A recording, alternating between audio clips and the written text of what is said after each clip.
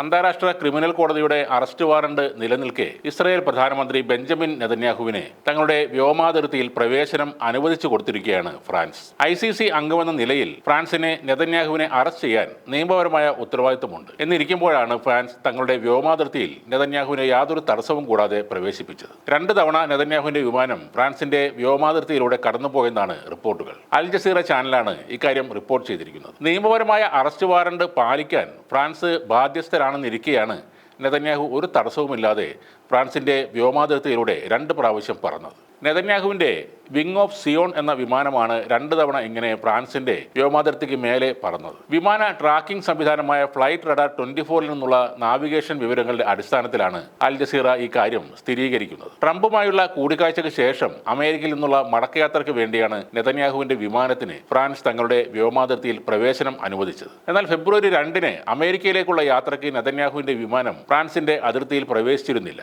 ഈ ഘട്ടത്തിൽ ICC നിയമങ്ങൾക്ക് അനുസൃതമായുള്ള വ്യോമപാതയാണ് നെതന്യാഹു തെരഞ്ഞെടുത്തിരുന്നത്. ഗാസയിൽ ഇസ്രായേൽ നടത്തിയ വംശഹത്യയുടെ പേരിലാണ് അന്താരാഷ്ട്ര ക്രിമിനൽ കോടതി നെതന്യാഹുവിനെതിരെ അറസ്റ്റ് വാറണ്ട് പുറപ്പെടുവിച്ചത്. ICCയിൽ അംഗങ്ങളായുള്ള രാജ്യങ്ങൾക്ക് നിയമപരമായി നെതന്യാഹുവിനെ അറസ്റ്റ് ചെയ്യാനുള്ള ബാധ്യതയുമുണ്ട്. ICC അംഗമെന്ന നിലയിലും 1998 റോം ചട്ടത്തിൽ ഒപ്പുവെച്ച രാജ്യമെന്ന നിലയിലും ഫ്രാൻസ് ICCയുടെ ഉത്തരവുകൾ നടപ്പിലാക്കാൻ ബാധ്യസ്ഥരാണ്. അങ്ങനെ ഇരിക്കെയാണ് ഇപ്പോൾ നെതന്യാഹുവിന്റെ വിമാനം 2 തവണ അതിർത്തി കടന്നുപോയത്. 2024 നവംബറിലാണ് ICC നെതന്യാഹുവിനെതിരെ അറസ്റ്റ് വാറണ്ട് പുറപ്പെടുവിക്കുന്നത്. ICC വാറണ്ട് പുറപ്പെടുവിച്ചതിന് ശേഷമുള്ള നെതന്യാഹുവിന്റെ ആദ്യ വിദേശ സന്ദർശനം കൂടിയായിരുന്നു അമേരിക്കയിലേക്കുള്ള യാത്ര. ഇനിയും നെതന്യാഹു വിദേശയാത്രകൾ തുടരും. ICC അംഗത്വമുള്ള രാജ്യങ്ങൾ വീമ്പ് പറയുമെങ്കിലും നെതന്യാഹുവിനെ തൊടാൻ ധൈര്യപ്പെടില്ല. പ്രത്യേകിച്ച് ഇപ്പോൾ ഡൊണാൾഡ് ട്രംപ് അമേരിക്കയിൽ അധികാരം ഏറ്റെടുത്തതിന് ശേഷം. നീതിക്കും ന്യായത്തിനും വേണ്ടി മുറവിളി കൂട്ടുമെങ്കിലും ഫ്രാൻസ് ആരുടെ കൂടെയാണ് നിലകൊള്ളുന്നതെന്ന് വ്യക്തമാക്കുന്നതാണ് ഇപ്പോഴത്തെ ഈ സംഭവം.